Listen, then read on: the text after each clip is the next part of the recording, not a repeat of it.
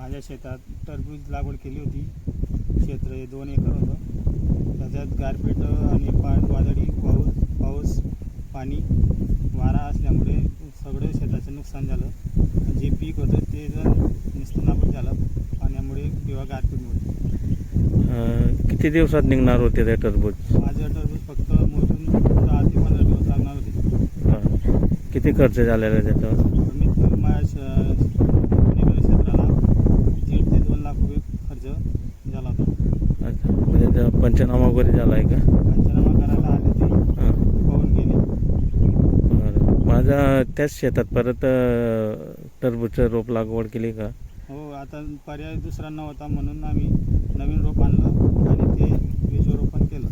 अच्छा, 1 ते 1.5 लाखाचं नुकसान झालेलं आहे. हो हो. तर शासनाकडनं काय अपेक्षा आपली? शासनाने काय त्यांनी आपली नुकसान भरपाई करून द्यावी ही आमची इच्छा आहे. अच्छा, जास्त म्हणजे जेवढा खर्च लागलेला तेवढा हो, त्यांनी मोबदला म्हणून त्यांनी नुकसान भरपाई द्यावी बुवा. द्यावी. म्हणजे शेतकरी कुठेतरी अडचणीतून बाहेर निघेल. आणि सगळं उचलचं भाड्याचं शेती असं. अच्छा, व्यापारी पण औषधी बियाणे उधार मागावे लागतात. संपूर्ण उधार खर्च. उधारीचे आणि त्याच्यात हे गारपीट. अकस्मात नुकसान झालं.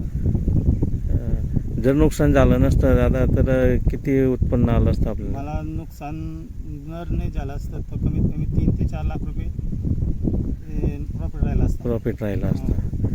आता ते प्रॉफिटने पण 1 ते 1.5 लाख निघून गेलं. काय नाव दादा? माझे नाव सुनील चव्हाण.